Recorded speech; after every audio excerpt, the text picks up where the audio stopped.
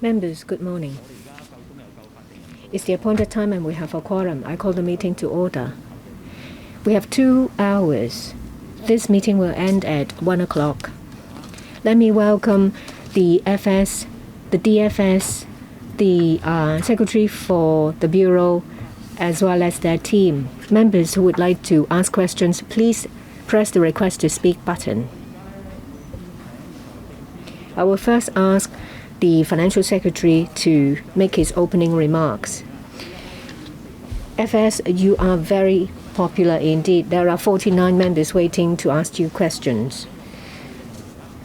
Financial Secretary, please. Members, please be quiet. FS. Good morning, everyone. I thank you all for taking time out from your busy schedule to listen to our presentation on the budget, and I thank you all for your valuable comments. This is the first budget of the new government. This is also the first budget after we have left the epidemic behind. Yesterday, I delivered my budget in the LegCo. As members have heard about the economic situation last year and our forecast this year, I'm not going to repeat. The theme of the budget is leaping forward steadily together we bolster prosperity under our new vision. Given the current economic situation, I think that the focus of the budget is not just to protect employment and alleviate livelihood plight. We also have to pursue economic development. As President Xi said, that the coming 5 years is a crucial time for Hong Kong's new journey. In the short run, our work is mainly to consolidate the economic recovery. That's why in the budget, you'll find different aspects on this area. In the first place, wherever possible, we will provide support to SMEs as well as to the general public. We're talking about $59 billion.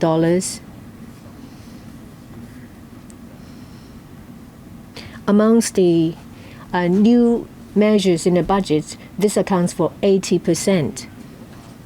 In the short run, apart from the relief measures, we would also like to organize major events and activities.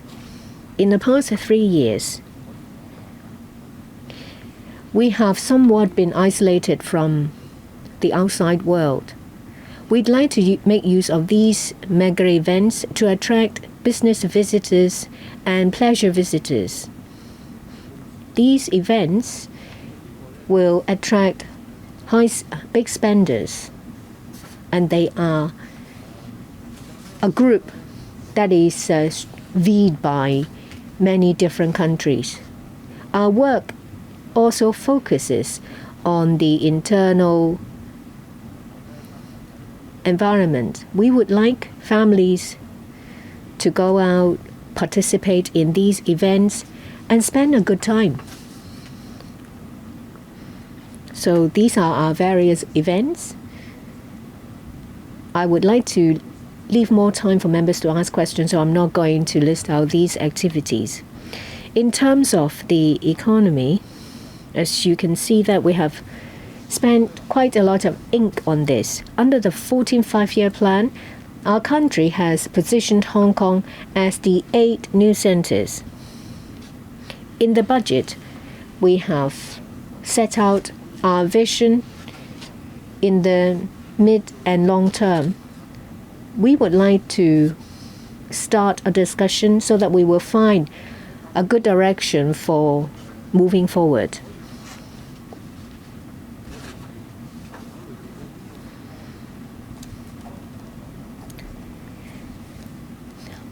I have considered that over the years we have had many success stories. We have been the pride of our people, but we would like to focus on the development of the 8 industries, and currently we see some barriers of for our youngsters. So we have to pursue high quality development, one of which is the use of innovation and technology.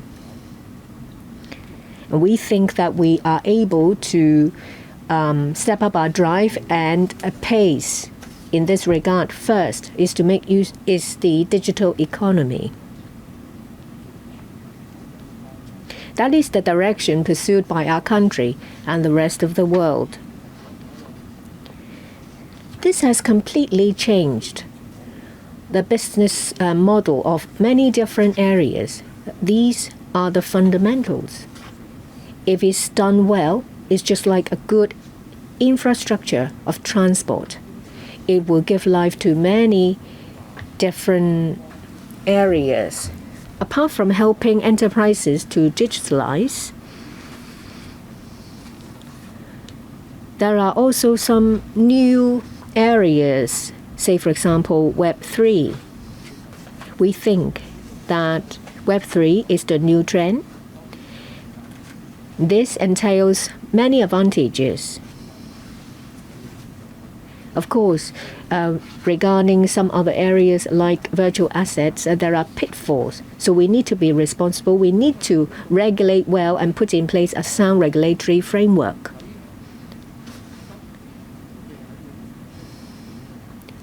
There is also something new put forward in the budget, which is the INT Center as well as an international green financial center. The scale of green bond, the variety involved, covering different tenure, different denominations, we are the forerunner. Regarding technology and green startups, we see dozens of them in the Science Park.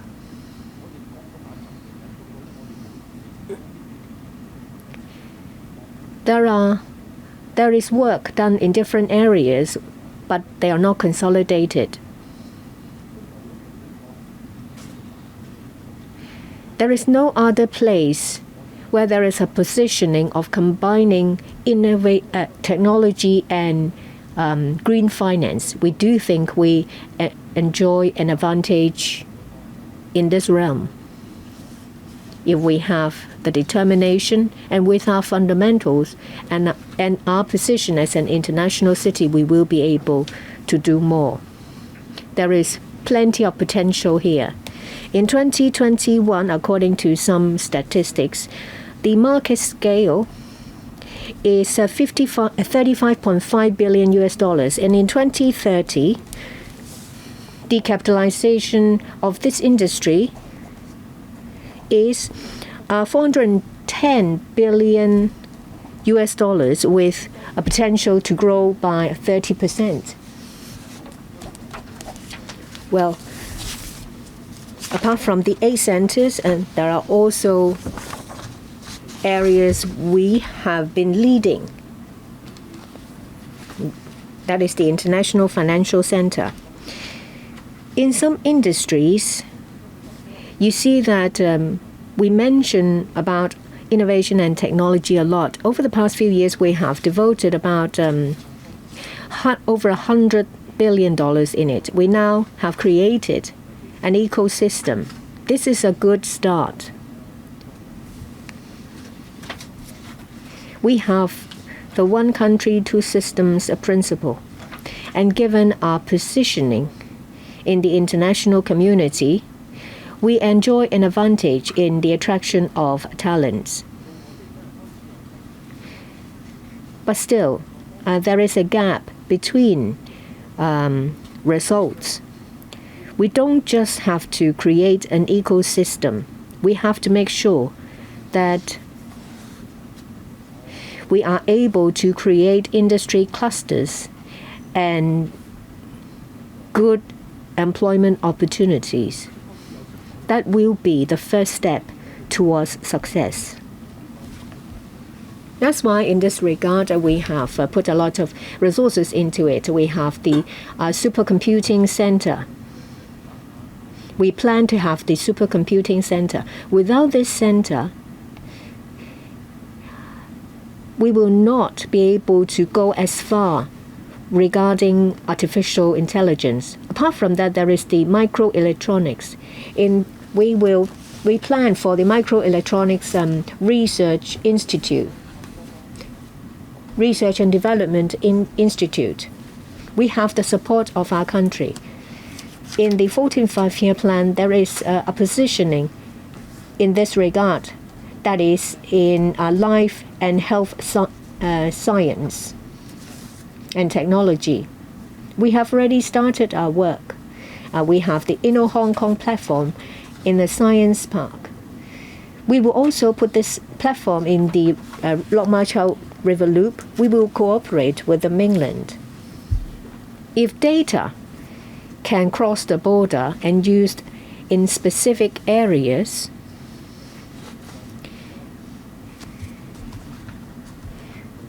they can be used in life and healthcare technology.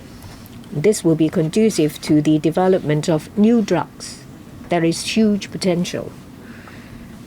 And that's why we have spent more coverage on this. And there will be resources given to the cyberport to support startups. Well, these are the examples. I use them to tell you that policy bureaus have spent quite a lot of efforts to find solutions for higher pace development towards high quality development. We have trade leaders here, and I will be happy to listen to the views. And that's all for my opening remark. Thank you, FS. Now the floor is open for members to ask questions. To allow more members to ask questions, I will allow 4 minutes for each members. That is to include the answer and the question. From experience of previous years, that we were only able to allow 26 to 27 members to ask questions. I will read out the first 26 members. Tommy Zhang, Eunice Yung, Michael Tien, Sunny Tan, Benson Look, Stephen Ho, Chow Man Kwong, Elizabeth Kwok, Tan Ka Pew, Chen Siu Hong, Michael Look, Wendy Hong, Ngaman Yu, Frankie Yik, Reverend Kun, Kong Yok Fun, Lee Chen Kang, Kenneth Lau, Chen Kim Po, Tek Chi Yun, Chen Man Pen, Rock Chen, Chen Yut Ming. I will ask the Secretariat to give you a list of members allowed to ask questions. We'll start with Mr. Tommy Cheung. Thank you. I think, early bird will get the worm. When I was listening to the FS budget, I was a bit concerned about the response from my sector. I have to manage expectations. Previously, we had water charges waivers and sewage charge waivers, but they are absent. However, people I met yesterday all had a good word to say about the budget. No one complained about the reduction in goodies. These goodies were not just given to us during the epidemic. Back in the time with the black clot violence, you were aware of the plight faced by our sector, and you offer waivers of license fees and rents. So I would like to thank you, and I would like to do that on behalf of my sector.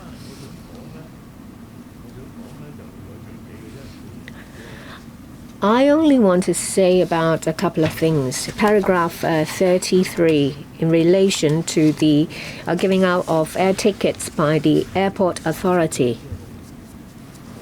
I hope that these tickets are not just given to visitors from overseas.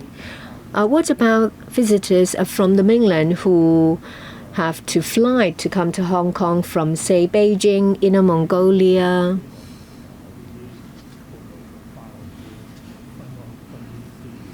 I hope that some tickets will be given to them as a welcome gift. My main point is in paragraph 35, Happy Hong Kong campaign. When consumption voucher was first floated, I went with you to Aberdeen. I didn't expect your popularity to be so high. Everyone wanted a photo taken with you. And at the blink of an eye is now a few years. I look forward to going to the gourmet marketplace with you. I don't know whether you would do it, when you will do it, and what are the details. I have approached the two bureaus in charge of this. Well, I think you need to give time for the FS to answer. Yes, I will. I told the bureau that I'm interested and I would like to participate. Now we'll hear from the FS. Yes, please be concise. Thank you very much, Tommy Cheung, for his suggestion and his offer to help. Now, because of our fiscal position, our support for enterprises has reduced because we are on the road of recovery. So I apologize for not repeating those incentives or initiatives I offered in the past. And as for the gourmet marketplace, the Home and Youth Affairs Bureau will coordinate the events. Hopefully, the first event can be held in May or April by means of good food. We want all to participate and have fun. We will ask for Mr. Cheung's help for sure. Mr. Eunice Yong. Thank you, Chair. I'm very happy with the budget. In terms of child allowance, there's an increase from 120 to 130,000. I wanted to have a third child, but then with an additional $10,000 only is a bit difficult for me. Now, the New People's Party is proposing a progressive rate, so another $20,000 for one more child and the $30,000 for yet another. That will help to boost birth rate in Hong Kong and lessen financial burden on families. I think there should be a long-term support. So you should not just offer a lump sum at the start. Perhaps just some relief in the initial stage. We understand that there are different reasons for child raising, family raising, housing, education, and fees for nurturing a child are all factors to be considered. So please consider raising progressively the basic child allowance and the one for additional child. I'm pleased to see that the FS has described the budget as a leaping forward steadily. So let's stay steady.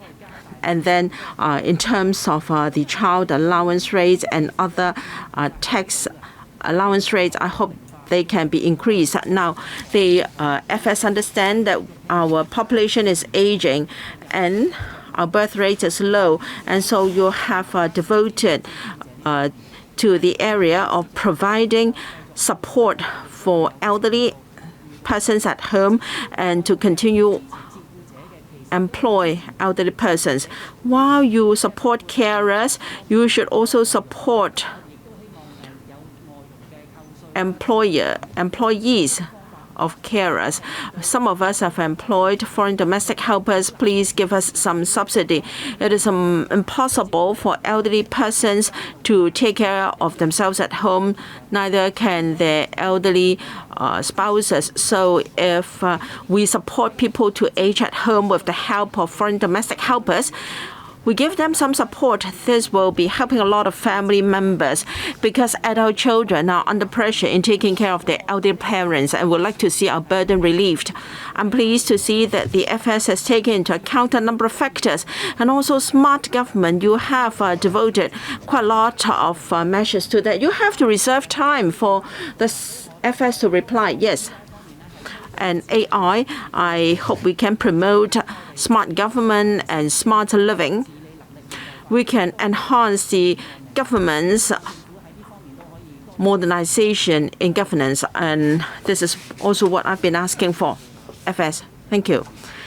Yes, I've heard the valuable comments from members on child allowance, so we have adjusted it appropriately. Now we've considered other tax allowances. We haven't adjusted it because of our financial position, because a single move can have implications. For instance, a tax rebate of 100% subject to $6,000 ceiling against $10,000 in the past, that would mean a lot of revenue forgone. So there are considerations. As for expenses in childcare and elderly persons, I do sympathize because I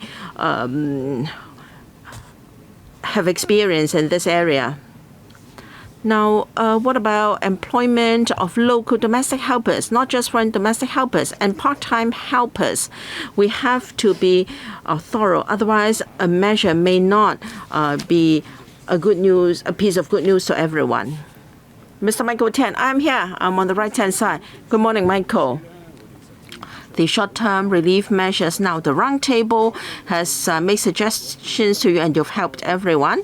Now, you have tax rebate and also half month of Social Security payments, etc., and also consumption voucher $5,000. But for structural, long-term measures, now you're going to spend $560 million to attract tourism, so it is too little. And also YAMO reclamation for tourism mega events.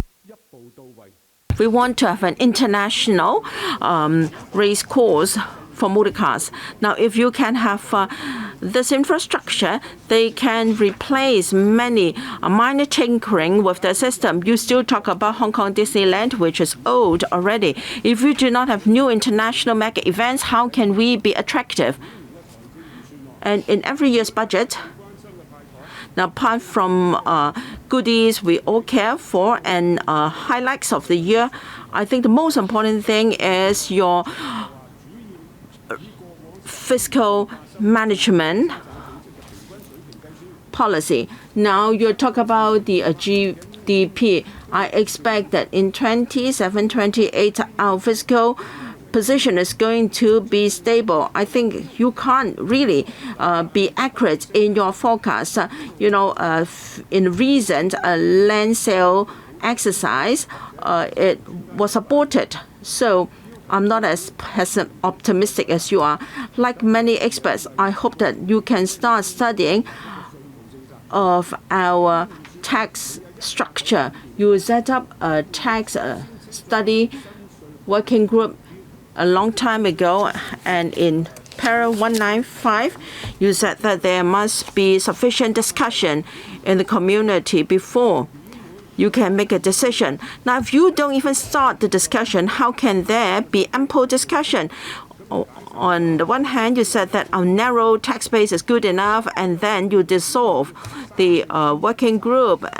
And then in the coming few years, you're going to issue $300 billion of bonds. So you'd rather issue government bonds instead of reforming our tax structure. This is already 6th year in your office as the FS. I think this is a good time for you to start this study. I think this is an important year for your position as the financial secretary in Hong Kong. Thank you. Mr. Michael Tian, for your question. As regards the international motor car racing course, it depends on our land supply. Now, for near-shore reclamation, it's true that there are a few possible sites, Long Kou Tan and Penny's Bay. For Penny's Bay's reclamation, the proposal was to use it for non-residential purpose, and there is room for further exploration. As for the purpose right now, we will focus on the Khao Yi Chau artificial island reclamation. So we think about Sunny Bay in the future. And as for reform our tax structure, we need to have the right time to start the discussion. We have been a few years of the epidemic. We were under stress and hardship. If we start this discussion right now, that may trouble society, and we are using various ways and means, and we should make good use our fiscal reserves to stabilize the situation and people's confidence. Mr. Sunny Tan, thank you. The budget has responded to the suggestions from BPA and also the textile industry. You're providing support for SMEs for a revival. We are grateful to that. For BPA, in particular, Mr. Jeffrey Lam from Alliance has this question for you. Yesterday, there was explanation by government officials, the capital investment entrance scheme to be launched. Now, the investment cannot be for property development. What about buying a unit for business, for retail, and for capital injection into the company? Can that be allowed? And as for the business sector, the government has got measures to help our traditional industries, including the textile and garment industry. Now, we have already got the Hong Kong Innovation and Technology Development Blueprint. Is it a high time for us to readjust and fine-tune our traditional industries so that our emerging industries and traditional industries can work together, collaborate, and then we can have multifaceted development so that we can commercialize our R&D outcome. And as for the Bud Fund, I'm grateful to the administration for heeding my views on removing the various restrictions under the fund, and now you have Bud Easy. I'd like to have details of the new proposal. I am pleased to see that you are injecting another $500 million on the Create Smart scheme so that garment and textile and also the art sector and also the creative industries can work together to further promote and tell good stories of Hong Kong. Now for the capital investment entrance scheme, now the threshold will be much higher. We want to attract people with some financial strength, and many of them will be in the business sector so that they can promote our business development as well. We would require part of the investment to be devoted to industries we'd like to promote. For instance, the I&T industry and also sectors with a long horizon of investment that may incur risks as well. Now, people come as investment immigrants. It's okay for them to buy property and to start their own business. But when they buy properties, they will not be counted towards the amount of investment they are required to make. Years ago, we suspended the scheme, a similar scheme. Back then, $10 million is the threshold. it could be used in buying property and taking stock of the experience. We find that it may not be the best approach.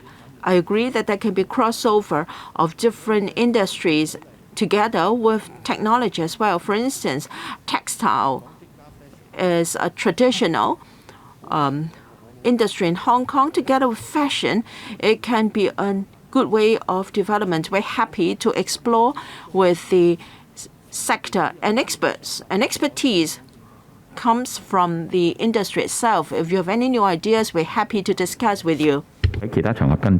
I think the rest of the questions will have to be followed up on other occasions. Mr. Benson, look.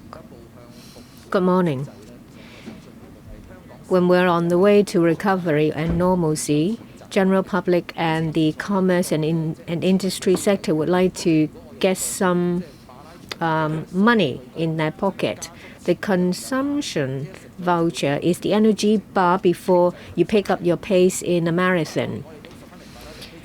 And we do understand that there is financial pressure faced by the SAR government. Well, you have not increased our salaries tax. The profits tax rate remains the same. So the special football betting duty is an option. $2.4 billion, is that a lot a year? No. If you divide it by the population, 7.33 million, so each person is about $327. Well, there is a saying in the community that the jockey club will lower the odds. But that is not realistic because the jockey club runs their betting industry like a business. So if they want to pay for the special betting duty, they will have to find new source of income. But of course, I don't encourage betting industry to make that profit in the local community. But will you consider asking the jockey club to pool the bets from the rest of the world? Because the pool will attract punters from other places, so they can get more revenue without encouraging people to gamble here. And in another way, this is also a way to publicize Hong Kong. For the local betting industry, to the jockey club, it is a little quaffer. But of course, you should not kill the goose to get the egg. You should keep the goose happy and healthy so that there will continue to be eggs coming. But what about other sports, say, for example, basketball for betting? FS. As to whether the jockey club can or will publicize to the rest of the world to attract a larger betting pool from punters outside Hong Kong, that is for them to decide as a business.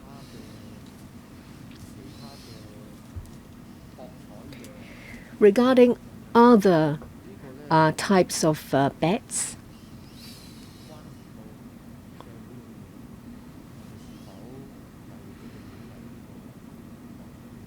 it's down to whether we want to encourage betting in the community. If we are to go ahead, we do need consensus from the community. We don't really want to encourage youngsters to bet or to gamble. Next, Mr. Stephen Ho. I'm the first person to speak from the DAB. I need to say this. The DAB is very satisfied from reading the press release. The FS said that they need to decide what to do, judging from the revenues they have. Of course, you can't please everyone. Some will complain about having too much, and some from giving too much, and some will complain about receiving too little. But anyway, we need to look forward. The budget has taken on board the views of the DAB, say for example, funding to mega events, the capital investment entrance scheme, and support to the travel agencies. Of course, in other areas, the funds can be used in a more flexible way. With resumption of normalcy, workers in certain trades will need the fund to update their tools. Otherwise, they will be unemployed. In the past 2 to 3 months, a couple of fishing vessels have been sunk because they are unable to stay afloat financially because they can't get funding or help because it's not the moratorium yet.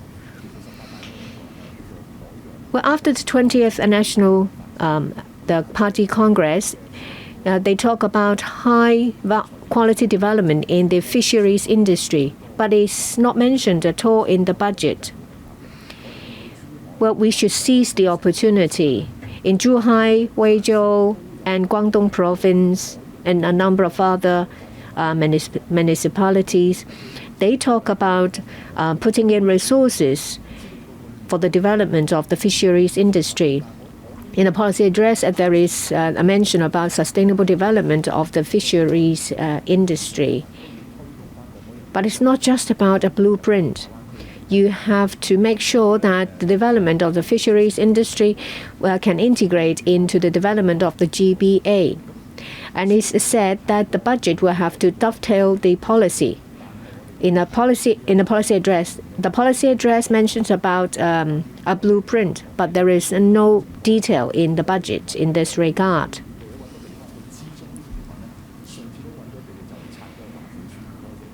Well, last time there was a consultation session in Huafu estate. Perhaps in the future you can find venues,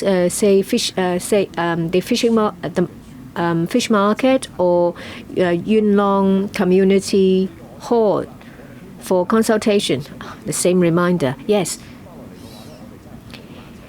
Well, it will be very difficult to ask them to participate in consultations if you don't have any subsidies or any incentives for them. FS. Some industries or trades will need capital to expand on their way to revival. For specific industries, say transport, travel agencies, we have launched full guaranteed loans to help with their cash flow. As to whether the agricultural and fisheries industry can benefit from similar schemes, we will look into it. When it comes to the running of a business, it's better for the business sector to use their own capital. For fishermen, they are unable to get the subsidy because there is no such thing as a business certificate. This is only a technical issue. It can be overcome.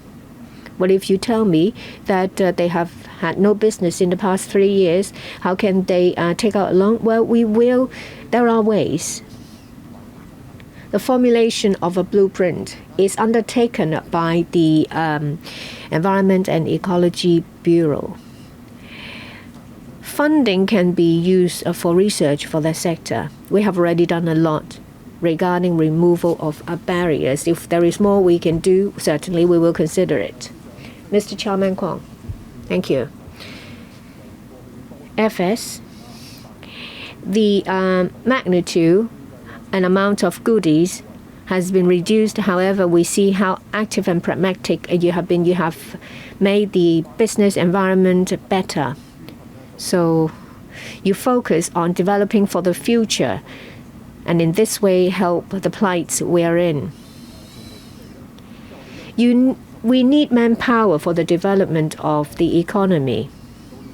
We have an aging population, we have an exodus of population, and there is also a mismatch of our labor force. But there is this issue. DSE candidates, it has dwindled to 43,000 from 80,000.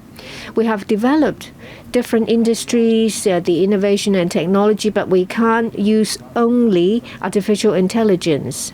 Looking at other advanced economies and our policies on population, on encouragement to people to have more children, we are a bit lackluster. The basic child allowance has only been increased from 120,000 to 130,000. On education, there is little mention in the budget. Can you do more? It is very important to help increase our population.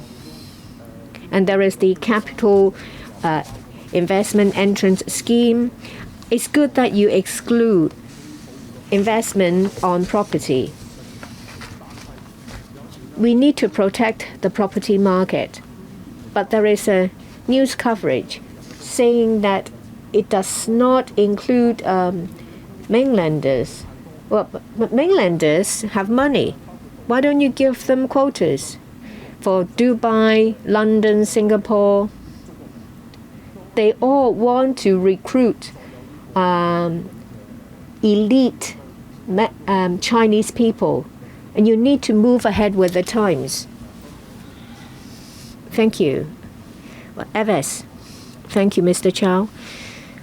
Spending on education, we spend about over 100 billion. It accounts for about 10 to 20% in our expenditure.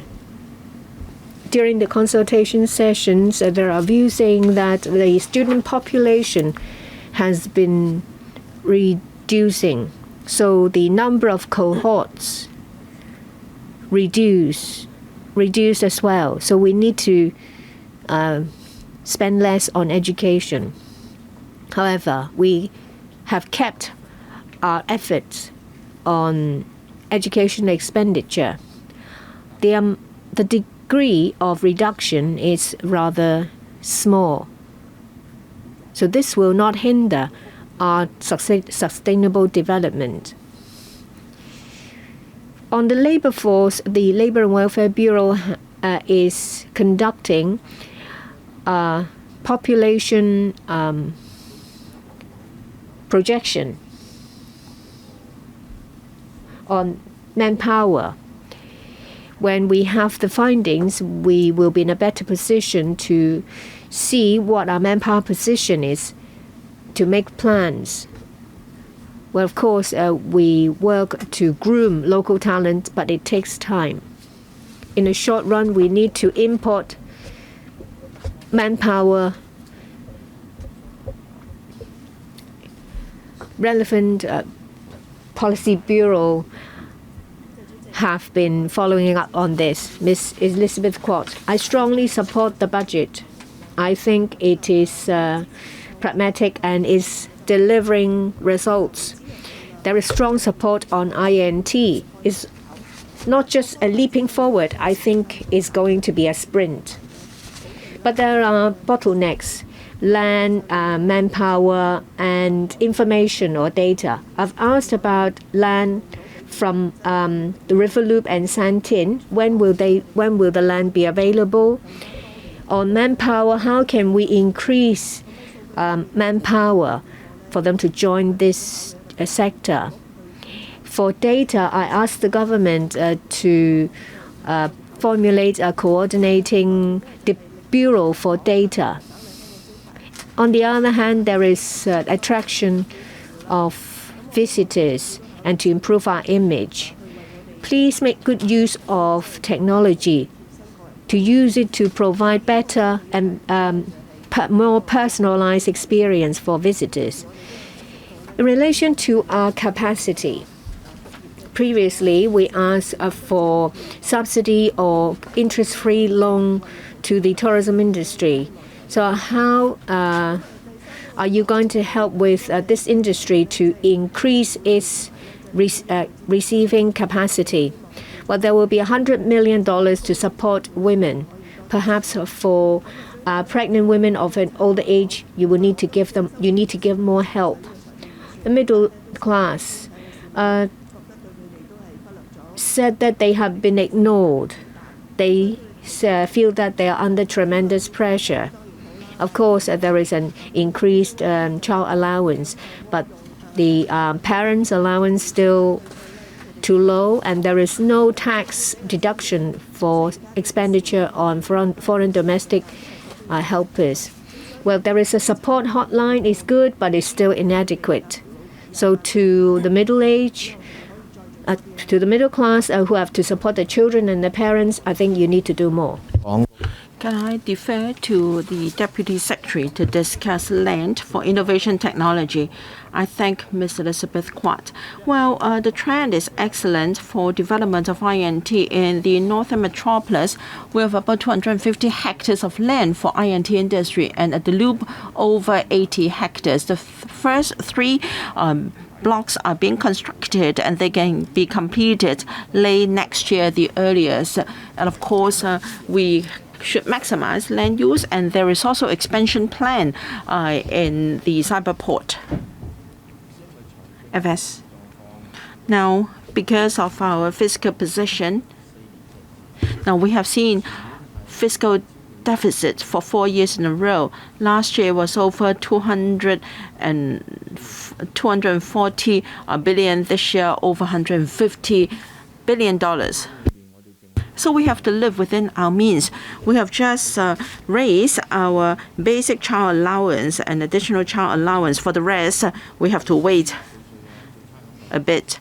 And as for our tax rebates and also rates rebates, they are not so much as in the past, and we ask for your understanding for the same reason. Now, for the middle class, I've done some survey. Every year we have got measures for the middle class. For instance, the rental expenses can enjoy a tax reduction, and people who invest in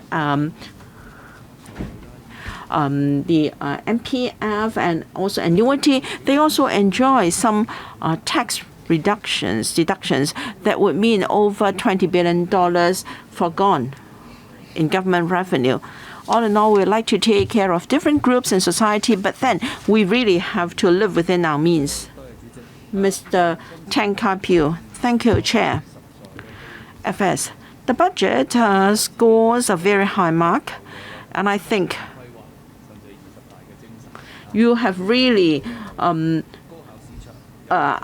live up to the spirit of the 14th five-year plan and the report to the 20th National Congress. But you must be people-oriented. You should not develop for the sake of developing. And you should ensure that people can participate and can benefit, and meanwhile contribute their strengths. And we're grateful to you for accepting the FTU's suggestion so that you can adjust the ad valorem tax for stamp duty for housing from residential flats. And you've accepted our suggestion on consumption voucher schemes, and you've also provided tax rebates and also rate rebates. So you have taken care of different sectors. I think your projection of the future is on the gloomy side. I'm sure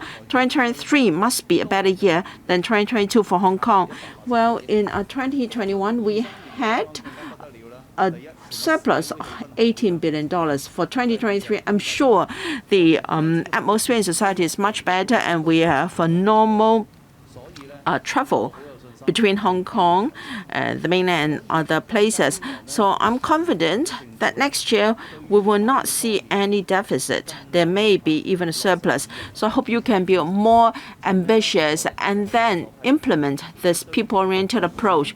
We have criticism for you in terms of development of local manpower, human resources, and their upgrading.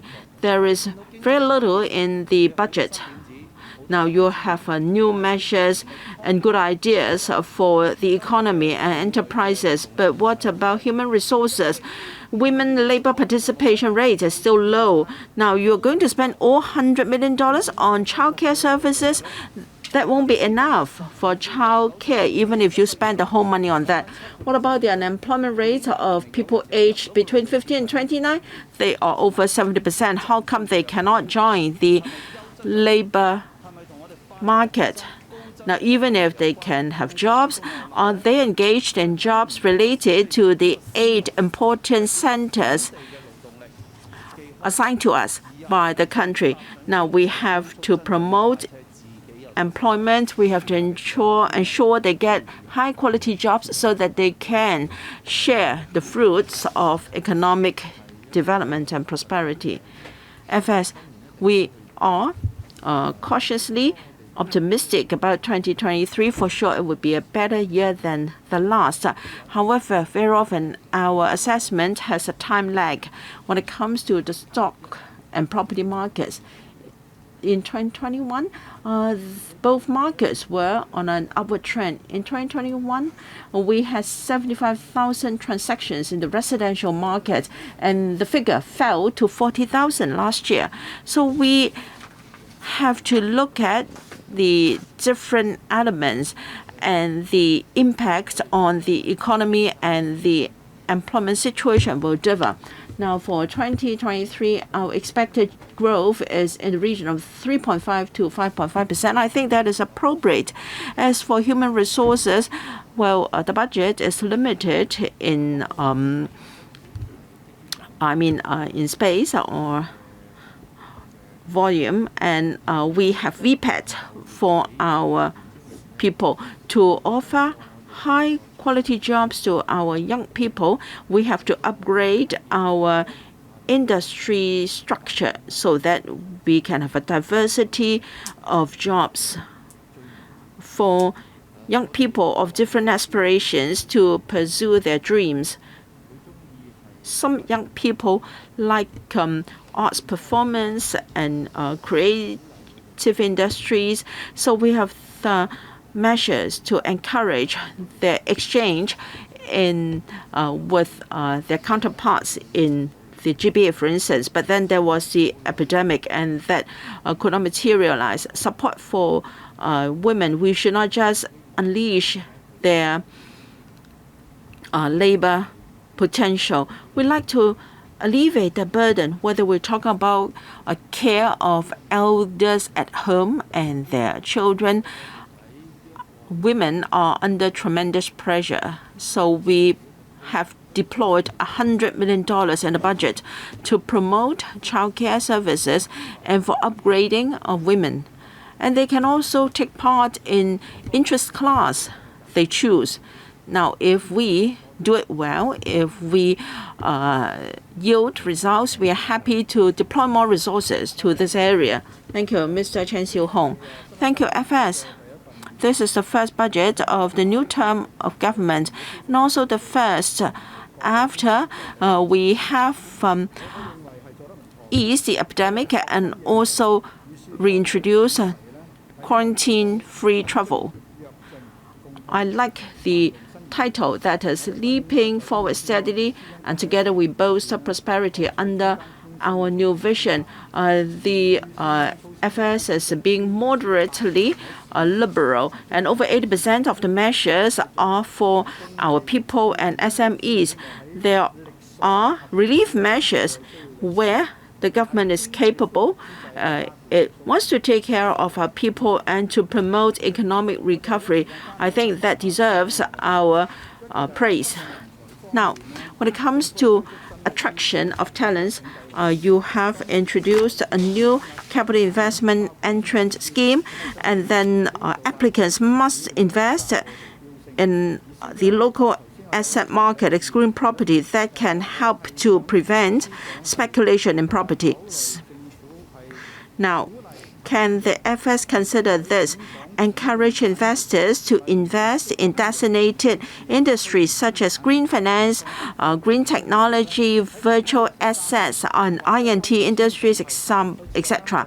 Now, if they can invest in these areas, they can score extra marks in the vetting. And will you consider do this as well?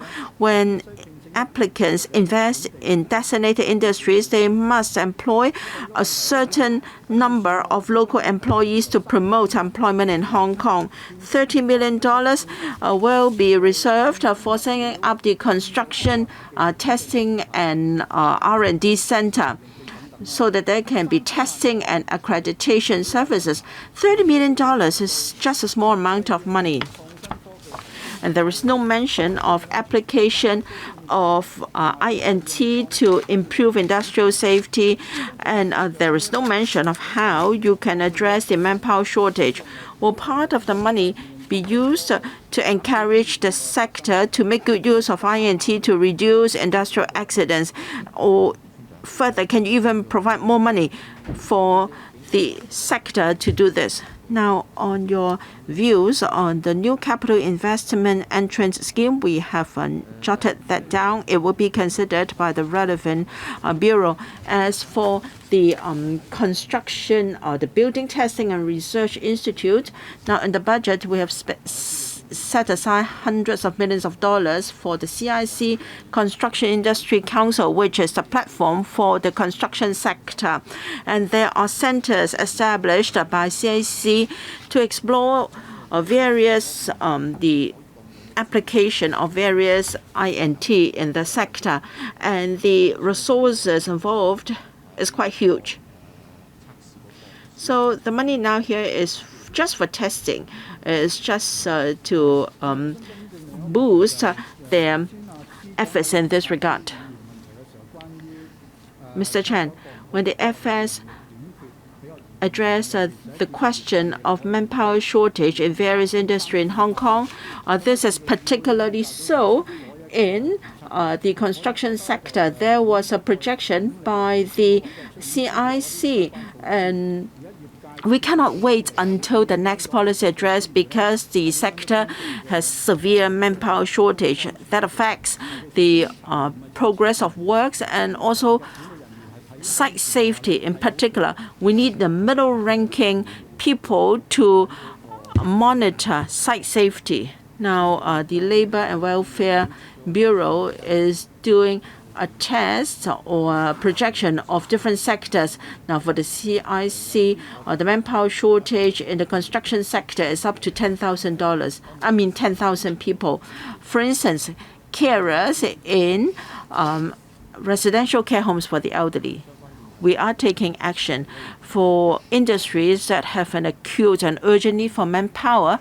We will press ahead in full steam to tackle the problem. Mr. Lok Chung Hong. Thank you, Chair. In terms of relief for the people and promoting economic development, there are bold measures in the budget. In the long run, the government has to increase revenue, sources of revenue, and we have to maintain our advantage of a low tax regime. And therefore, we support the government's idea to integrate a capable government and efficient market. So for the Hong Kong Investment Corporation Limited, hopefully there can be more aggressive investment strategies to boost revenue for us. This will also echo the views made by members in a relevant motion debate.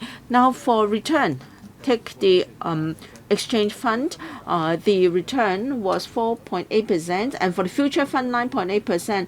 Long-term growth portfolio, internal rate of return 13.7%. That's quite handsome, and many members of the public envy that. Many people who are MPF account holders incurred great loss last year. They lost in both the stocks market, fund market, and in MPF. People would like to ride on the government's investment so that they can all have a sense of gain and contentment, and they will develop a stronger sense of belongings to Hong Kong. And you're going to promote private equity funds.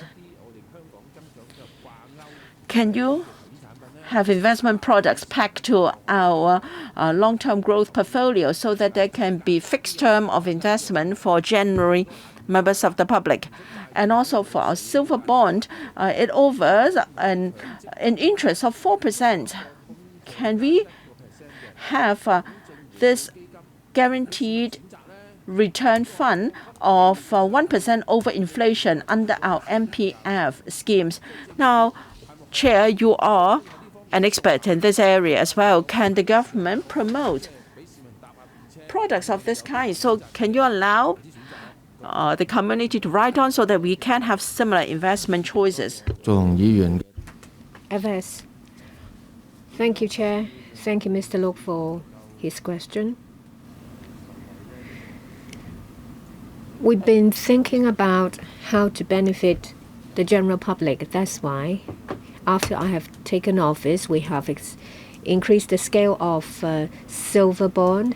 Last year, the interest rate was 4%. So we want to provide an investment choice with a steady return.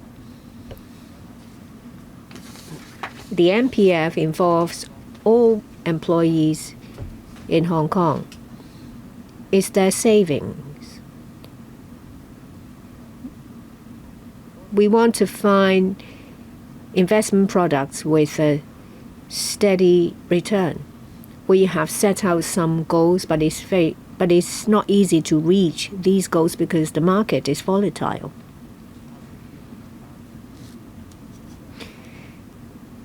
We need to think about if there is a shortfall, who is to foot the bill? If it's the use of public funds, we're talking about a sizable amount. We will apportion an amount for priority allocation to MPF funds from bond products, so that there will be participation from them. We will look into it, and I've already given directions to the MPF authority and the monetary authority to give us their advice. Next, Ms. Wendy Hong. Thank you. We have measures in the short run and in the long run. We have relief measures for the short run, and we have long-term commitments. I really appreciate that. You've talked a lot about our economy. The first question I asked you is digital economy. There are plenty of uncertainties in the world, but there is something that is certain: the development of a digital economy. There is a potential from our country. We have offshore operating center and also a data center. You talk about looking into an AI supercomputing center. I think this can integrate into data center. Whilst protecting national security, we can allow sensitive data to cross the border for application in R&D or innovation and technology. This will stimulate development. Well, we see data as a kind of currency. So for data transaction, it accounts for a higher and higher advantage, a higher percentage. According to our country, they say that the capitalization in this regard can reach $175 billion. And a lot of cities want to reposition themselves as data centers, but because of difficulties in data flow, they can't do it. Will you consider turning Hong Kong into a data transaction center so that Hong Kong will become a data hub? In relation to the Hong Kong Investment Corporation Limited, we have great expectations. It's something that's mentioned in the policy address. I was asked about the structure of the company, the investment objectives, and other areas. Will you be able to give me more information? FS. Digital economy is the major development trend. Of course, the positioning of Hong Kong will be one that faces the international community regarding data exchange.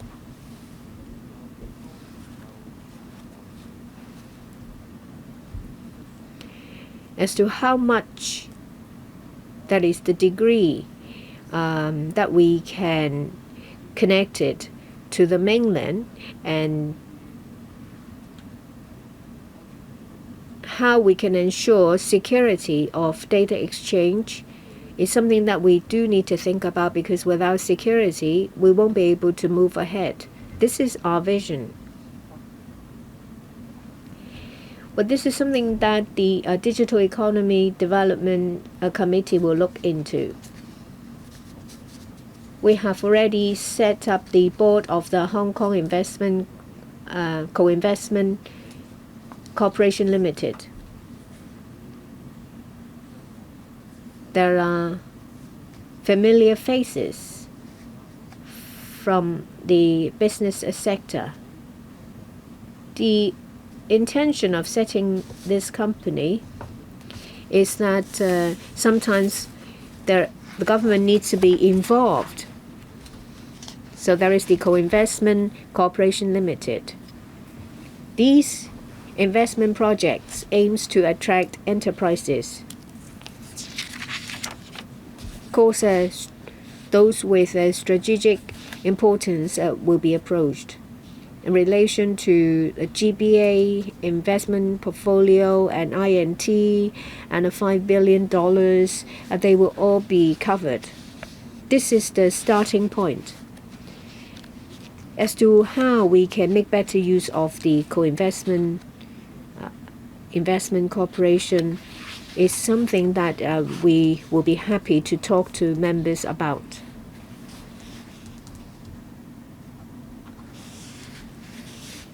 Mr. Lok talked about investment products.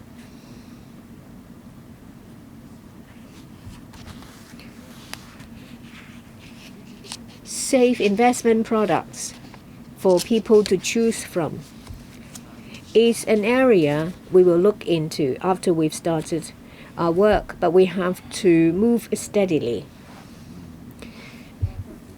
Dr. Ngai Man Yu, I have some questions.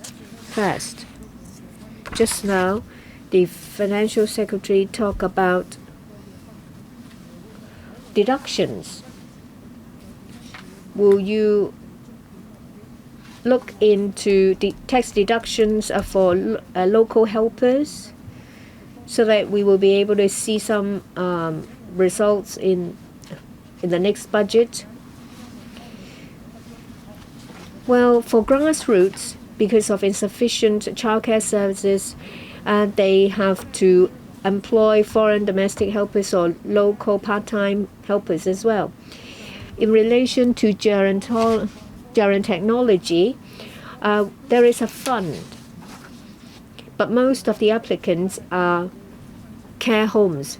We would like individuals to be able to make the application. Say an elderly person can apply under the fund to get some money to have handrails installed.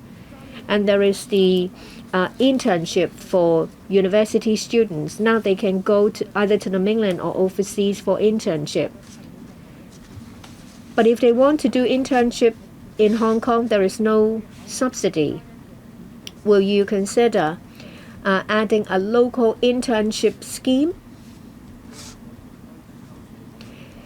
We will look into tax deductions for foreign domestic helpers. We have to consider a number of factors, including the pressure on our finance, gerontology. is for care homes or organizations to apply. If we want to change it to include individuals, it's a different matter. We will have to look into it. Local university students, we encourage them to go to the GBA or go overseas. It's easier to find these internship opportunities with the help of the government. There are employment services in universities. They work with different institutes to offer internship. I think I'll leave it to the universities to manage these schemes. A follow-up. For local internship for university students, currently, employers don't have the incentive to create internship posts. Well, there are plenty of opportunities overseas because with the subsidy, these organizations offer plenty of posts for internship. But for local ones, if there is no mandatory internship, then there is practically no internship opportunities locally for university students. Will you consider creating incentives for these posts to be created locally? We'll look into it. Next, Mr. Frankie Yik. FS, I understand that you have another deficit budget. Of course, there is a limited revenue, so you are unable to please everyone. On behalf of the logistics industry, I appreciate that you offer a rental fee concession to eligible tenants of government premises and short-term tenancies for 6 months. We asked for 75%, but you give us 50%. Still, we happily accept that. But there are disappointments. For the fuel subsidy, fuel accounts for a large part of the cost for the transport industry. It's just announced that for dedicated LPG stations, there is an increase in cost by 21%. They are disappointed because they don't get anything. In relation to land and sea transport across the border for passenger travel, you have a SME financing guarantee scheme. Is better than nothing because it will help with cash flow. But what about the interest rate? What is the term of repayment? I hope you will give us details, and I do hope that you will understand the plight our industry is in. In relation to cross-boundary passenger service, it means you have to actually carry passengers across the border. We're talking about public transport, say green minibuses carrying passengers across the border, and coaches of local travel agencies. Are they included? They asked me to forward their views to you today because they've been neglected. So please help them, just to offer to be to give them loans. Electric taxis. Last time, when there was an encouragement to LPG taxis, there was a direct subsidy from the government, 40,000 per taxi. But this time, you only offer them a guarantee loans. Well, that is still of some use. But what about the period of repayment? What about the interest rate? I heard that is 10 years. That is acceptable. But what about the interest rate? I hope that you will keep it as low as possible. And I heard from the radio phone-in this morning. Well, it's 3 minutes. I do understand, but I have to make everything clear. You said that it can't be compared with your performance in the past 3 years. But please make it clear to the industry because we encounter a lot of difficulties in taking out loans. DFS. Well, about the financing guarantee, yes, 10 years is long. And there will be more information from the Transport and Logistics Bureau. For operators of cross-boundary service with licenses of both sides, I think they will be covered. You'll have to wait for the Bureau to give you details. Allow me to supplement. Our thinking is like this. If the government is to directly support the business sector with our own means, we do that. We do have that. Now, during the pandemic, there was some shock to the industry. So the government took money out of its pocket to support the industries to keep them afloat. Now, we are towards normalcy. I think it should be right for businessmen to bear the risk of their own business, and then they can also enjoy the outcome. So I'm not too keen on providing a fund for restarting after the epidemic.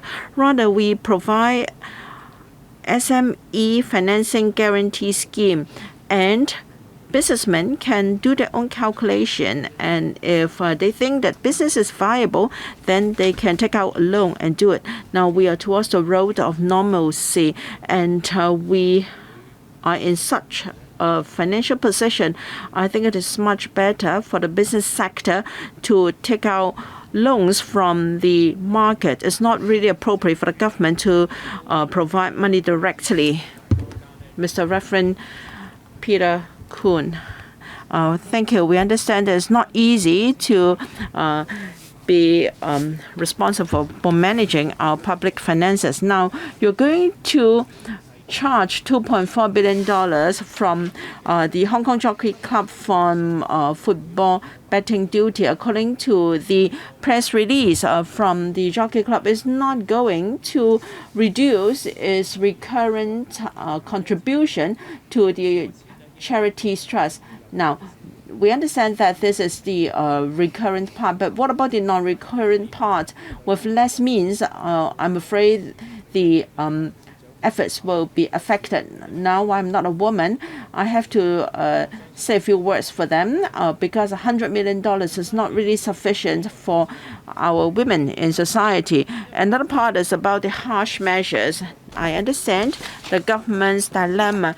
You are worried that you will trigger another round of property price hike. But we need a right time to withdraw those harsh measures.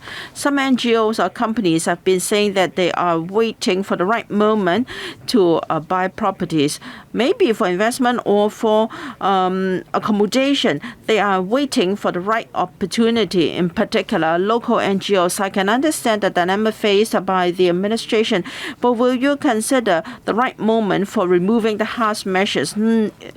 At least half, if not all, say 5%, because that may be a hindrance for attracting talents, because they like to come to Hong Kong. I know you have this policy to refund the extra stamp duty to talents from overseas, but you know, local NGOs and companies are paying more in stamp duty for property transaction. Mr. FS, thank you.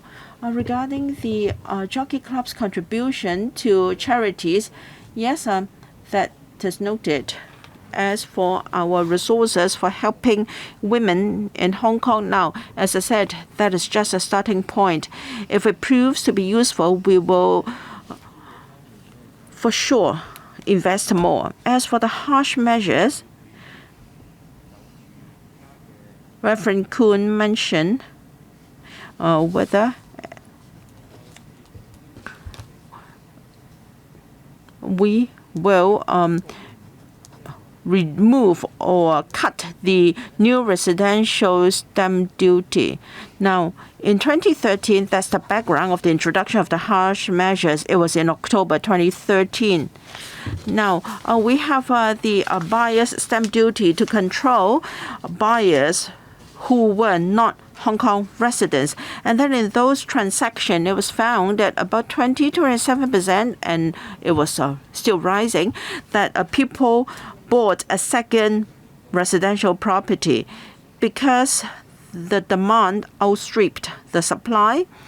It was difficult for prospective buyers who were first-time buyers if they did not have the financial means. So we introduced the special stamp duty.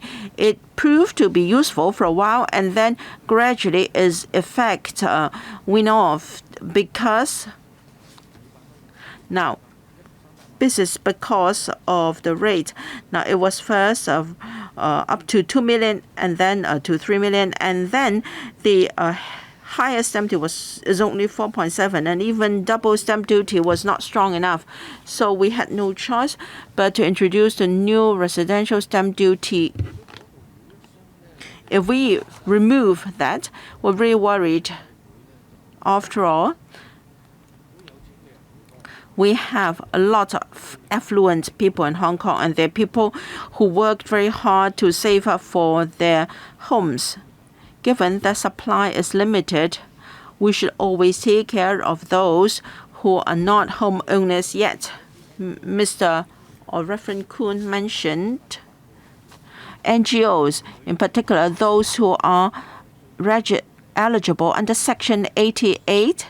Now, if they have to serve the community, can they be waived of that special stamp duty? Perhaps that can be considered as a separate item. Ms. Doreen Kong, thank you. I'm more concerned about the middle class and also the grassroots. Now, for increase in special football betting duty, while the Jockey Club pledged that regular contribution to the charities trust will not be reduced, but still money comes from the same purse. I think non-recurrent contribution will be lessened. Will NGOs receiving contributions from the Jockey Club be affected, and the grassroots will be affected? Now you are going to collect $12 billion of special football betting duty. I'd like to know how much of that will be spent for grassroots welfare measures. Now, it's been a few years since the regular activities of the Jockey Club, but as soon as we resume normalcy, you levy this special duty. Will that really be rather unkind and ungracious? And as for the rates rebate, you only introduce a 50% reduction, and you you said that perhaps you are going to introduce a progressive tax rates, so those who may have to pay more. How can you encourage people who can afford it to buy properties and invest in Hong Kong? The last question is support for the middle age. Last year, on the same occasion, I put to you problems faced by the middle class. Now, their problems only increased over the last year. Again, this budget has little for the middle class. This morning, a phone-in member of the public gave you a case for a middle-class family with 2 kids. They can only get $10,000 or so of goodies from your budget. And there is this problem of a downward movement of the middle class. The middle class have nothing other than the residential property they live in. So, in fact, the middle class are in financial hardship. So how do you address poverty among the middle class and the fact that they are drifting down the social ladder? Thank you. Mr. Doreen Kong. Well, we're going to charge $2.5 million of special football betting duty from the Jockey Club. We have checked their accounts. I'm sure they can afford that. And if we review the annual accounts and the pre-tax profits was always over this value. And then when the investment environment in 2021 was good, it made quite a windfall, a lot from their investment. And if you look at the reserves of Jockey Club, it It's very high. So 2.4 billion per year, $12 billion in 5 years as a whole, that is totally affordable to the Jockey Club. Given the current social and economic situation, we have finally emerged from 3 years of epidemic. We are now on the road to recovery and normalcy. I think it is but right for the Jockey Club to give a little bit more, which is totally affordable to the club. And as for the progressive rates, how do you define equity? Now, I give $5,000 to everyone in Hong Kong, hopefully to revive the economy. Some criticize me for being unfair. I should not give the same amount to the rich, so everyone receives a flat rate. Is that the fairest arrangement? And for rates, I don't think that is the case. Our rationale is, after so many years, perhaps it is time to consider doing it in appropriate areas so that those who can should pay more. For instance, the property is of a higher value and the owner is more financially capable and therefore should pay more in rates. So, for instance, in some jurisdictions, they have a progressive rate for salaries tax or income tax. You pay more as you earn more. It's a similar rationale. I fully appreciate the pressure faced by the middle class. Where we can, we have tried to take care of them as far as possible. As I said, in many budgets, we have various measures. Now, for the middle class, we have forgone over $20 billion from them. Given that there are so many constraints in this budget, and relatively speaking, we cannot do as much for the middle class.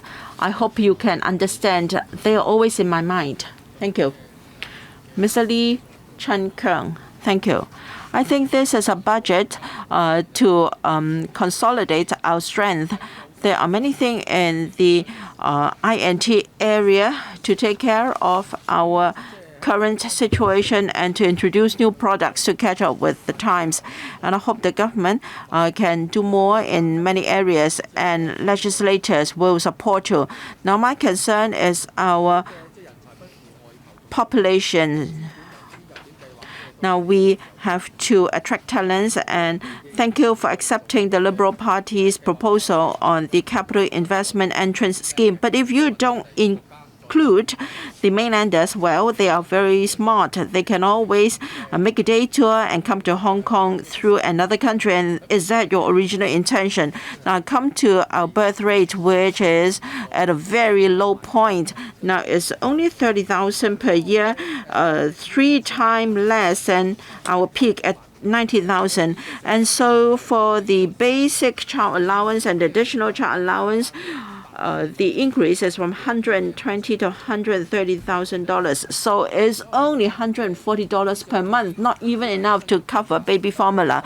Do you have any policies to encourage childbirth? Because it takes 10 months for pregnancy. So can you introduce more measures to encourage childbirth among the middle class? For instance, $260,000 for the second child, and then further increase it for the third child. For the MPF scheme, many middle-class people are losing money. We have the GBA development and also the Northern Metropolis. Can you allow Hong Kong people to invest in this infrastructure, in their MPF investment, so that they can all share the fruit of prosperity? On the question of the Hong Kong Jockey Club, now you saw that the accounts or the profits of the Jockey Club was quite handsome, and you have dipped into their pocket. We don't know what will happen 5 years down the road. There may be another wave of epidemic. Will you levy the Hong Kong Jockey Club more? Because they may be worried about their future planning, manpower training, and upgrade of their software and hardware, etc. They may be affected.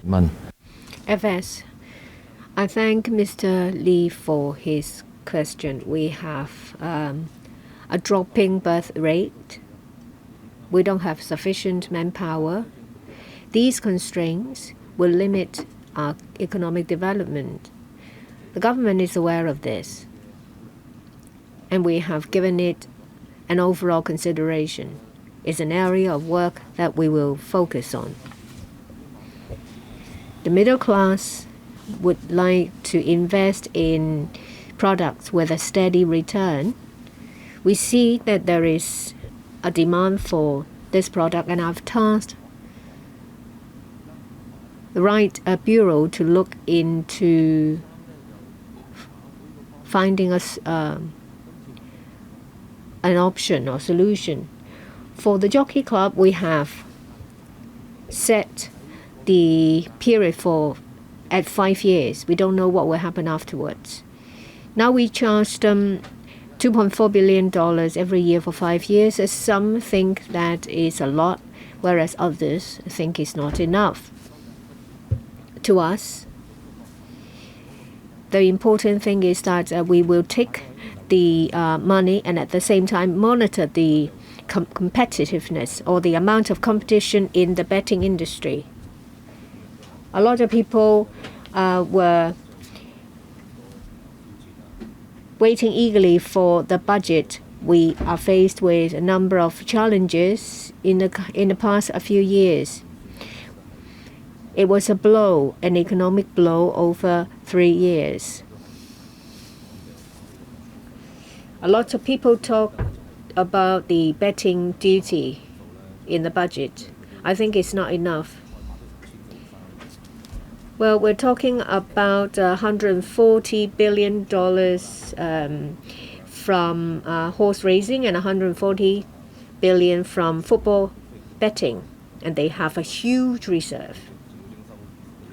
You only levy $2.4 billion a year. It's only a drop in the ocean. So that is not enough. And it's only temporary. We see a few years of a budget deficit. Last year it was 140 billion. This year 54 billion in deficit. Well, we saw some abortive tenders. We have the Northern Metropolis. We have the Kao Yi Tao Artificial Island. A number of infrastructures in the pipeline. So where do you get the money? You issue bonds, but what if there is an increase in interest rate? Or what about a downward adjustment of the rating?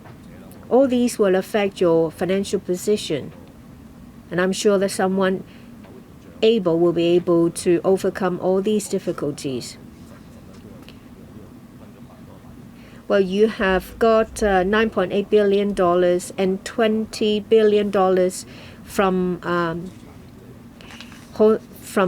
football betting.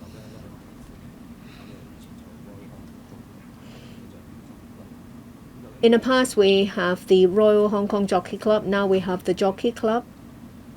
Who owns the asset? Hong Kong people?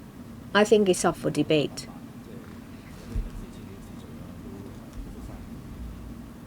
Well, for number 388, there is $400 billion.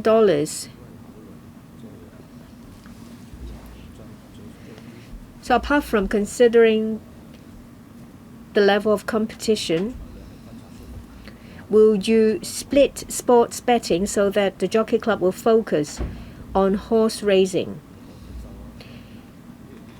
And then the tax amount will reduce as well. We've done a lot of work over the years in this amount. This is a huge enterprise with over $1 trillion. Will you consider that? I am an owner of a horse. I am a voting member of the Jockey Club, and I've been a member of the Jockey Club for many years. I thank Mr. Lau for his suggestions. But we would not allow a betting company to be listed. So I'm afraid I am unable to do what you asked for. Next, Mr. Chen Kim-po. This budget has taken into account the needs of economic revival after the epidemic. It helps enterprises, the people, and it has reduced the amount of giveaways to ensure soundness in our finance. I really appreciate that. And I also appreciate the hard work you put in and that of your colleagues. You reduce the progressive rate of properties, and I'm sure this is good for people who are first-time buyers. You have not reduced the demand-side measures because at the moment property prices are still high and completely out beyond the affordability of Hong Kong. It's difficult for Hong Kong property prices to rise, and difficult for that to drop, and even with a drop it will quickly climb up again. And now we have the Top Talent Pass scheme, and there will be more people coming in. This will in turn drive property prices and rental level up. Have you conducted any assessment about our economic outlook? How will our property prices be affected? How do you ensure that there will be a steady rise in property prices? Well, let me supplement something in answer to Mr. Lau. Well, yes, there are casinos under an exchange, but the only legal entity in the betting business is the Hong Kong Jockey Club. We do not encourage any other form. We do not encourage the development of this industry. So we don't ask people to come and open a casino. Last year, property prices dropped about 15%, and the transaction volume is about 45,000 units, a drop from 75,000. It was an orderly correction from the peak. The small volume of transaction last year can be interpreted as people who are rational. They will not sell in panic. And on top of that, there is an increase in interest rate, and it has not stopped yet. So people are rather cautious. You don't see developers putting a lot of units for sale, and you don't see the same from sellers. For new mortgage, the average mortgage rate is about 55%, and the repayment accounts for about 37% of their income. For various reasons, some people have defaulted for, say, over 3 months, and the number is very small. So we think that it is better for the market to develop in an orderly manner. In the future, we will continue to provide steady supply of land. Some developers have about 17 or 18,000 completed units not put up for sale. Will that have an impact on the property? Back to what I said, the transaction volume last year was rather low. From 2013 to 2020, every year there were about 60,000 units. So when interest rate becomes steady, when the financial situation similarly becomes steady, then everything will calm down. We don't have any intention to do anything in particular to change the price level. We want to maintain market order. We will maintain a steady supply. We will ensure that there is transparency and good flow of information. Mr. Teck Chi Yun, thank you. You will launch the Happy Hong Kong campaign covering gourmet, carnival, and to create a literary ambience. A lot of families suffer from financial difficulties. How happy can they be? Some members talk about the middle class not having enough to support themselves. You delivered the budget yesterday for over 2 hours, but you have not talked anything about poverty. There is not even a word about poverty alleviation in the budget. Do you recall that in the policy address, there is a mention about poverty alleviation with precision? There is a $50 million on one project, $200 million on Create Smart initiatives, and $20 million for Web3. But there is not a dime on poverty alleviation, not a dime, not a cent. Do we expect that the Poverty Alleviation Commission will be able to deliver their work by just talking? We have the Community Care Fund. Will an amount be allocated from the fund for the Poverty Alleviation Commission to carry out their work? Every time I see the FS, I say the same thing. The welfare sector object to the reduction of 1% of recurrent expenditure. It's 1% for every department. But regarding hospitals, schools, and frontline service, there is no need to meet this target. How come that for residential care homes they have to meet this 1% reduction? Is it fair?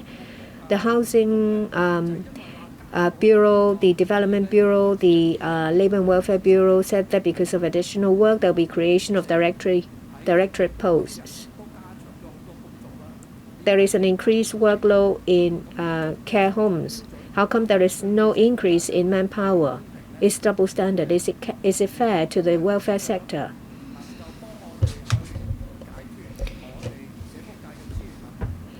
FS, if you are unable to resolve the resource problems for us, and if you don't take away the 1% reduction in expenditure, I'm afraid I won't be able to support you. I am an official of the Hong Kong SAR. I cannot be forced to do something because of the vote.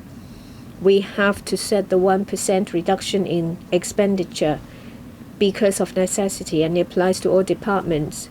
We have about $200 million for the LWB, and they will make use of internal resource allocation to make that happen. We all need to work together to tie ourselves over the difficulties. For the social welfare sector, expenditure stands at $129 billion, which is the biggest of all expenditure. This year, there is an increase about over 10%. If you want to gauge whether the government cares about its people or different sectors, you can't just use a tunnel vision to focus on certain areas. We talk about aging at home, support to carers. We do our best to help everyone. There is a limited coverage. in the budget. And we already said that we will give our fullest support. To be fair, over the years, regarding poverty alleviation and welfare, we have devoted a large amount of resources.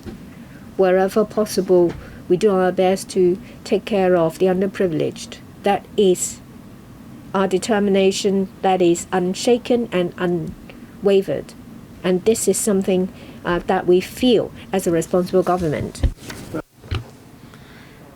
Mr. Lau Kwok Fan, thank you, Chair, and I thank the Financial Secretary. I agree to the title of the budget, and I think the content also lives up to the title because different stakeholders in society have been taken care of, and then we should also bolster prosperity under one new vision. Because of the epidemic, we need new impetus for economic development. My concern is about the Kaohsiung Artificial Island as well as the Northern Metropolis. I'm happy to see that the government is putting together a preparatory office, coordination office for the Northern Metropolis. I hope that can be done as soon as possible. One sentient technopole with 150 hectares of land for INT. Starting its consultation. Now my question for the Secretary is, I think industrial development in the Northern Metropolis is of utmost importance. When can we have the first batch of industries commissioned there, and how many jobs will be added in the Northern Metropolis? Now, whether we are talk about industrial development or the Northern Metropolis, infrastructure is most important. You're proposing a bond for infrastructure. We have proposed using different ways of fundraising for financing the Northern Metropolis and other infrastructure. I'm pleased to see that the government is going to issue a bond. I'd like to know the scale of the bond. What will be the value and what projects will be covered? Will you include the Northern Metropolis as well as Lantau tomorrow? In 2023-24, you are going to do the study. Interest rate is quite high recently. Now, if the yield of the bond is not too high, then it may not be attractive enough. So in addition to issuance of bond, will you consider public-private sector participation? I think that is a way out as well. So I'd like to know more about your bond for infrastructure. Thank you. I defer to the Deputy Secretary to talk about land and also the Northern Metropolis. Thank you, Mr. Lau, for your question. Yes, we must develop innovation and technology. Now we have the Hong Kong INT development blueprint will focus on life and health technology, AI, information, advanced manufacturing industries, etc. So in Sentient Technopole, we will focus on these industries. Having said so, we're not saying no to other industries. Any industry that is conducive to develop Hong Kong into an international INT center, we will consider. For the first 3 blocks of buildings in the loop, they can be commissioned in late 2024, the latest. And also land formation for other area will start as soon as possible. Now for the bond for infrastructure, we will seek LegCo's approval and we will brief members on the details and also the scale. We will not rule out public-private sector collaboration. It depends on the need. Now, at first, we have 3 members waiting, and Ms. Chen Yutming is number 26. Do you mind staying for a few more minutes? That's okay. After these four, the meeting will end.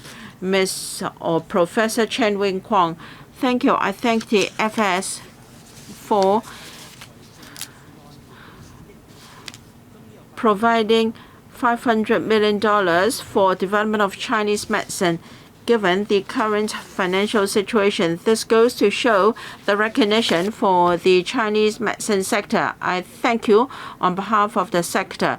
But DAB has asked for an expansion of outpatient services for Chinese medicine, an increase in the number of quota. I am a bit disappointed because Chinese medicine has been very useful in alleviating and treating COVID-19, and since the introduction of outpatient services of Chinese medicine, they are very popular among the public, but then the number of quota is limited. Now, this is a good policy that can benefit the public, so why don't you provide more resources to benefit more patients? In 2023-24, in healthcare, the government is going to spend $124.8 billion, down 19.2% compared with the amount last year. I understand that is because of easing of the COVID-19 epidemic. You are cutting resources, but you reserved sufficient resources for grassroots in particular to tackle long COVID issues. Thank you. Thank you, Ms. Professor Chen. On expanding the service of Chinese medicine outpatient clinics, we will follow up with the relevant department. As for resources for coping with long COVID symptoms, we will consider that together as well. Ms. Jovi Chen, I want to thank the FS for accepting the proposal from FTU to disperse consumption voucher again. Of course, we want the electronic consumption vouchers to be used for paying water charges and power tariffs, etc. I hope you can take this into account. Now, I understand that you have to contain the amount of deficit and you want to promote the economy. But then we are concerned about livelihood issues, and a member mentioned the need of the social welfare. I know there is a very minor increase of 3.3% as mentioned in para 190. I support that. I also care for healthcare services. And I think we should promote the research and development of new drugs. I know that there is mention of that in your budget so that we can have happy Hong Kong as well as healthy Hong Kong. I think deficits are cyclical and not structural. We had a similar deficit in 2003 and 2004 as well. I think the impetus for supporting revival of industries is not enough. I hope you can set up special funds to do that. We have to restart the engine first. While the government has stressed that its priority is on youth work, there is only one paragraph in the policy address to mention work for the youth as para 171, youth development. Well, according to data, in the latest quarter, for those aged between 15 and 24, the unemployment rate was 6.9%, much higher than the 3.5% for the general public. For the age group 15 to 19, the unemployment rate is as high as 18.3%. We'll have over 30,000 of new blood, and they are our talents. We want to develop into the 8 important centers, and I think young people can help and find opportunities in arts sector as well. Thank you. We can reconsider the use of consumption voucher schemes. However, the original intention of the scheme is to boost consumption, and then afterwards it was expanded to cover the payment of transport fares. We have never included water charges because we think that money saved from using the consumption vouchers can be spent on paying water charges. We have some subsidy for electricity bills, and for water, every quarter there is 12 cubic meters of water free for users. Now,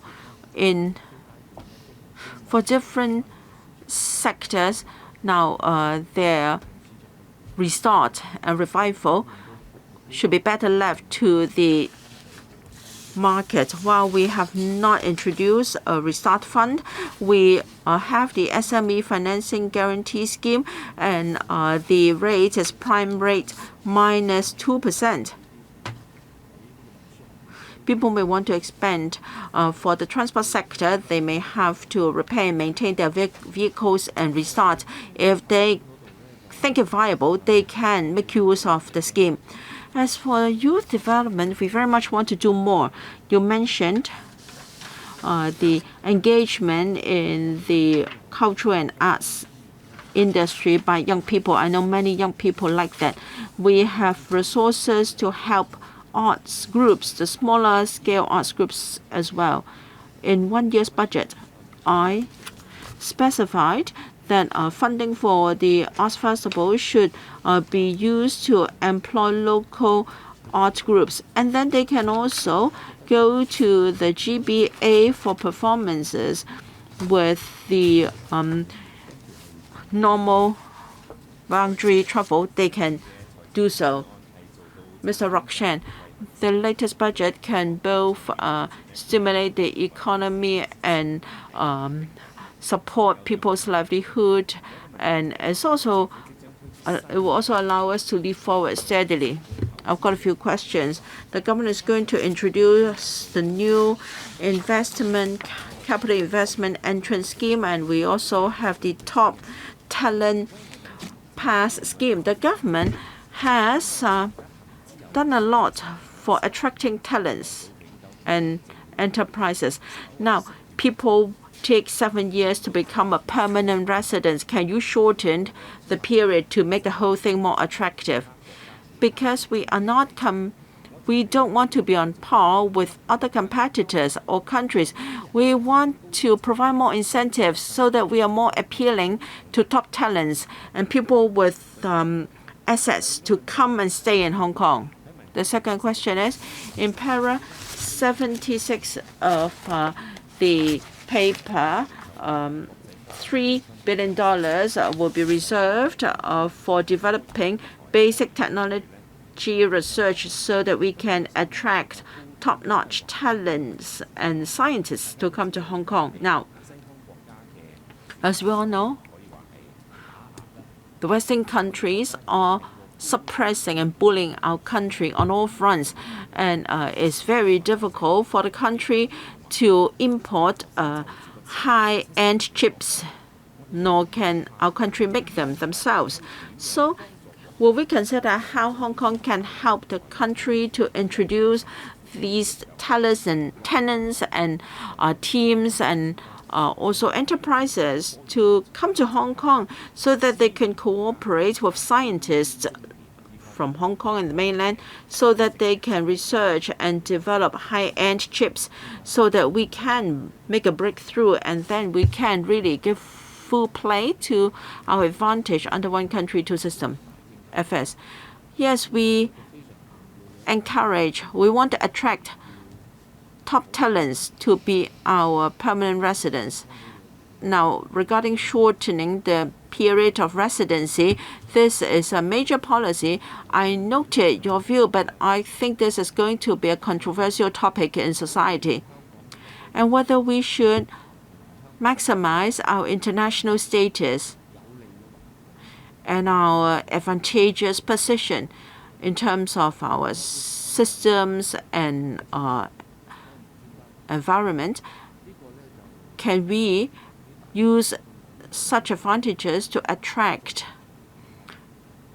R&D talents to Hong Kong? I've discussed with universities, and they are doing a very good job in this regard. We have seen top-notch professors and R&D people working in our universities, and that's why we will set aside money to help R&D institutes to build this platform, to pool not just talents and experts from overseas, but from the mainland as well, and they can engage in R&D activities, not just the high end, but also the basic and midstream R&D activities.